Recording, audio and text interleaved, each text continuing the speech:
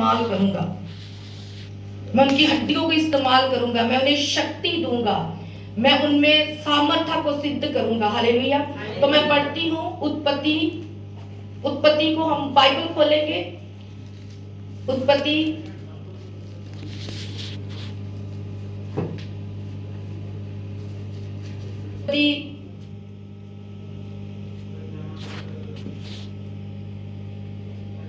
Last में 50 अध्याय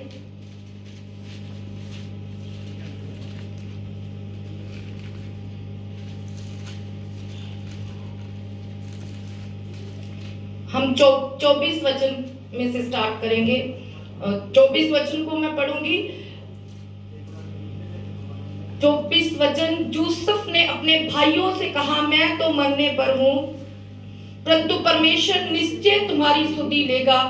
जब यूसुफ मरने पर था तब यहोवा ने यूसुफ से बात की और यूसुफ ने आगे कहा कि यूसुफ ने अपने भाइयों से कहा, मैं तो मरने पर हूं, परंतु परमेश्वर निश्चय तुम्हारी सुधि लेगा और देश से निकाल कर उस देश में पहुंचा देगा जिसके देने की उसने अब्राहम, इसहाक और याकूब से शपथ खाई थी।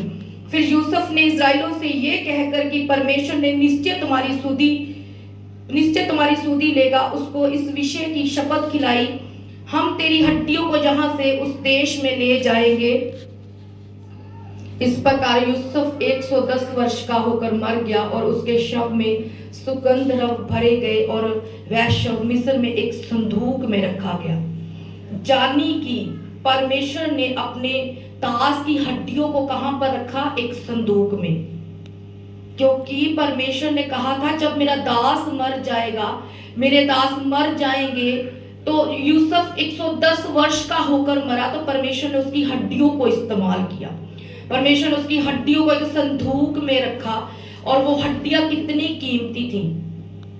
जरा सोचो, अगर आप परमेश्वर के घर में आते, मैंने कहा था ना, आपने परमेश्वर के घर में आना है, परमेश्वर से ईमान को मांगना है। परमेश्वर, मुझे ईमान है तुझ पर, मुझे विश्वास है तुझ पर, मैं तेरे भवन में आऊंगा, तू मुझे ब्लेस करेगा, तू मुझे सहायता देगा। लास्ट संडे मैंने बताया था। तो ऐसे जब हम यहोवा से सहायता मांगते हैं, यहोवा को प्रसन्न करते हैं, पहला स्थान देते, तो यहोवा हमें शक्ति देता है, यहोवा हमें सामर्थ्य देता है, हमें सामर्थ्य के साथ वो सिद्ध करता है। जब हम बीमार हैं, हम निर्बल हो चुके हैं, हम कमजोर हो चुके, तो परमेश्वर अपनी सामर्थ्य को सिद्ध करता है। यूसुफ ने नहीं कहा था कि मैं कमजोर हो चुका, उसने कहा यहोवा मेरे संग है और जहां जहां मैं जाऊंगा यहोवा मेरे संग रहेगा। इसलिए जहां जहां वो गया वहां वहां उसने यहोवा के नाम का खंबा खड़ा किया और यहोवा के नाम पर उसने एक स्थान को नाम देकर रखा और उसने कहा यहोवा मेरे संग है, यहोवा मेरे साथ है। तो जब यूसुफ मर गया तब यहोवा ने यूसुफ की हड्डियों को कहां पर रख दिया? संदूक में। तो जब एक दास, एक नबी मर जाता है, जब वो सामर्थी होता है, तो वो हमारे बीच में नहीं रहता, वो मर जाता, तो परमेश्वर वो मरता नहीं है, परमेश्वर उसकी हड्डियों को इस्तेमाल करता है, परमेश्वर उसकी हड्डियों को ताकतवर बनाता है। अब आगे मैं पढ़ूंगी, जब अलीशा की हड्डी से, आपको पता है, एक मुर्दा जिलाया गया था। परमेश्वर अपने नबियों को सामर्थ्य इतनी देता है कि इसलिए जब आप पौलुस के बारे में आज सीखेंगे, अलीशा के बारे में सीखेंगे, प्रभु यीशु मसीह के बारे में सीखेंगे, तो कैसे प्रभु यीशु मसीह की सामर्थ्य से मुर्दा जिंदा होते थे, बीमार चंगे होते थे। तो ऐसे ही परमेश्वर अपने नबियों को ऐसी सामर्थ्य देता है, ऐसी सामर्थ्य के साथ भरता है कि जब वो हाथ रखते हैं, आप विश्वास से छूते हो, विश्वास से वो आपके पास आते हैं, आपसे बात करते हैं, तो आप ऐसी सामर्थ्य प्राप्त करते हैं, अभिषेक प्राप्त करते हैं, अनॉइंटिंग प्राप्त करते हैं। ये किसी किसी को मालूम है। इसलिए आज परमेश्वर ने कहा कि आपको बताना है कि कैसे आप शक्ति और सामर्थ्य प्राप्त करते हो। आमीन, आमीन। आगे मैं पढ़ूंगी, दूसरा राजा 13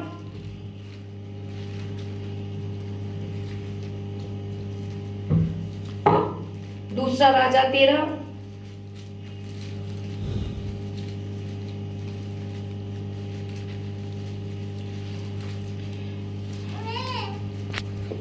13 13 उसका उसका 21 और 22 वचन, इसमें भी हम हड्डी के बारे में सीखेंगे। आज मैं आपको हड्डी के बारे में ही बताऊंगी कि कैसे परमेश्वर एक हड्डी को शक्ति से भरता है और हड्डियों को वो इस्तेमाल करता है और हड्डियों को वो आज्ञा देता है कि तुम जी उठो।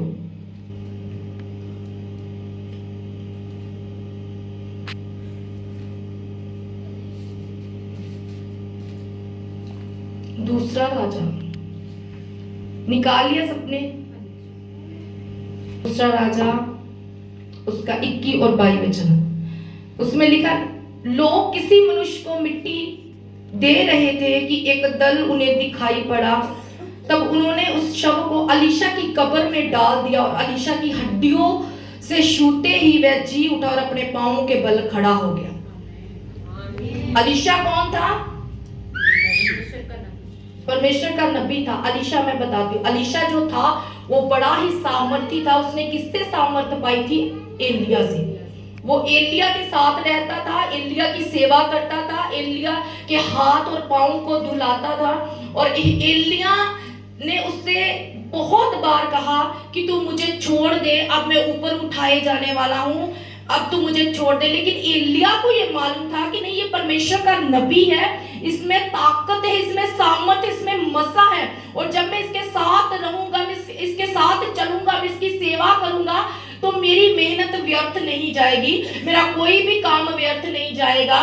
तो मैं इसके संग रहूंगा तो परमेश्वर मुझे दुगना मसा देगा, परमेश्वर मुझे अपना आत्मा देगा, परमेश्वर मुझे अपनी अनॉइंटिंग से भरेगा।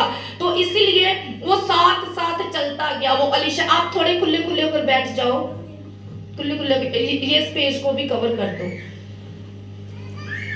तो अलीशा जो था वो परमेश्वर के साथ पूरे एक मन से जुड़ा हुआ था कि नहीं, ये परमेश्वर की ओर से है, ये नबी एलिया परमेश्वर की ओर से है और मुझे इसकी आज्ञा को मानना है।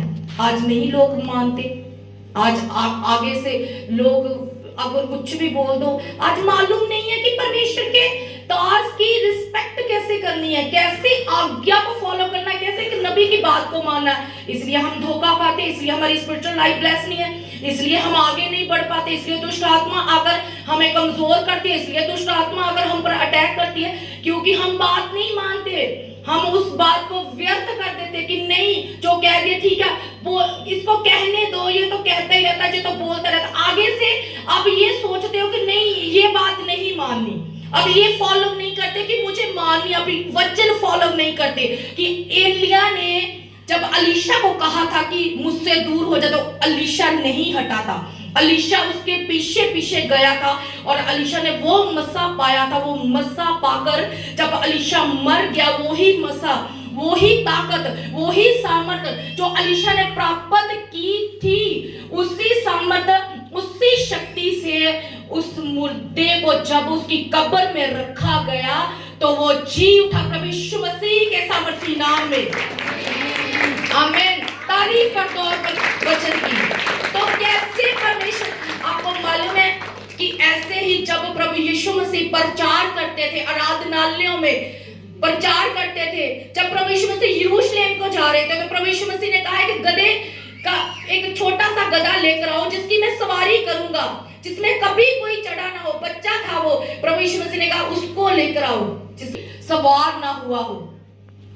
तो प्रभु यीशु मसीह के कहने का मतलब आपको पता क्या था? कि मैं ऐसे ऐसे लोगों को जो निर्बल होंगे, जो गधे के जैसे होंगे, जो ये सोचते होंगे कि हम किसी काम के नहीं है, हम मूर्ख हैं, हम तुच्छ हैं, हम बीमार हैं, हम पापी हैं, तो परमेश्वर के कहने का मतलब था कि मैं उन लोगों को अपने पास बुलाऊंगा और उन लोगों को मैं शिफा दूंगा। प्रभु यीशु मसीह के खून में शिफा है, प्रभु यीशु मसीह के नाम में शिफा है, प्रभु यीशु मसीह के हर काम में शिफा है। प्रभु यीशु मसीह का कोई भी काम ऐसा नहीं है जिसमें शिफा नहीं है। प्रभु यीशु मसीह के नाम में, खून में शिफा है।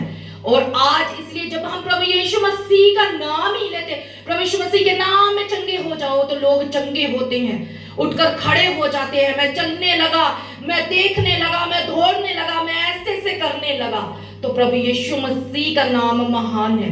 हम प्रभु यीशु मसीह के नाम को महान करेंगे, ग्रेट करेंगे, तो प्रभु यीशु मसीह हमारे नाम को महान और ग्रेट करेगा। अब्राहम के नाम को यहोवा ने ग्रेट किया, क्योंकि अब्राहम परमेश्वर के साथ, यहोवा के साथ वफादार रहा। उसने परमेश्वर के लिए अपने इकलौते पुत्र को भी ना रख छोड़ा। परमेश्वर ने कहा तू परखा गया है अब्राहम, तेरा विश्वास परखा गया है, तू सच में मुझसे बड़ा प्यार करता है।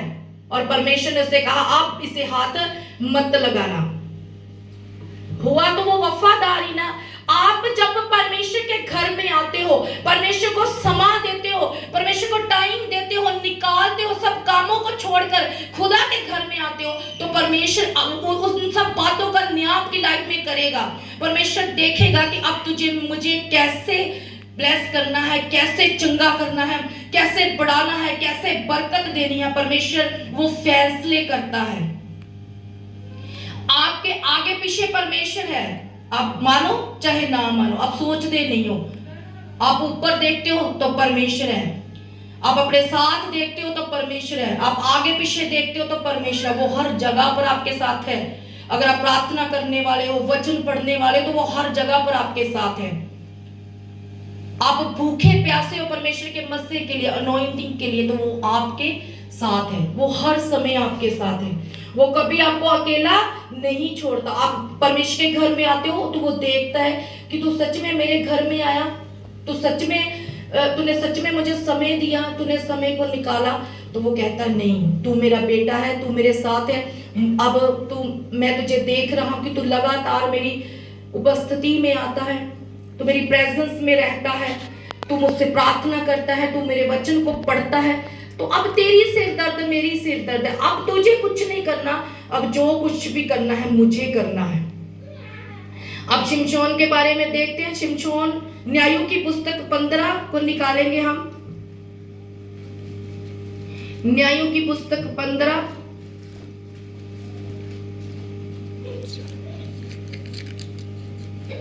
पढ़ो आप। न्यायों की पुस्तक 15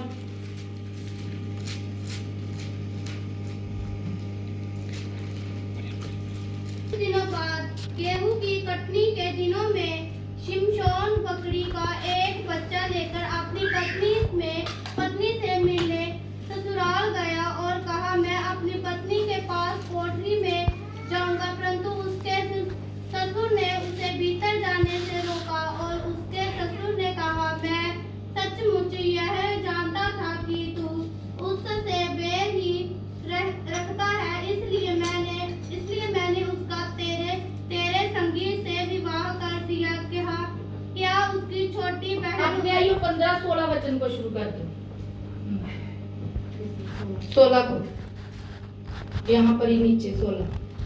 तब शिमशोन ने कहा गधे के जबड़े की हड्डी से ढेर के ढेर लग गए।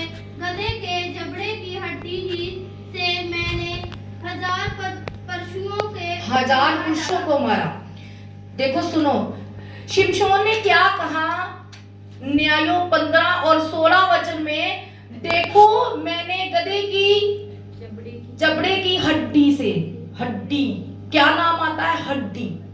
देखो हड्डी कितनी ताकतवर होती है। आपकी हड्डियों में भी ताकत है। किसने डाली? परमेश्वर ने।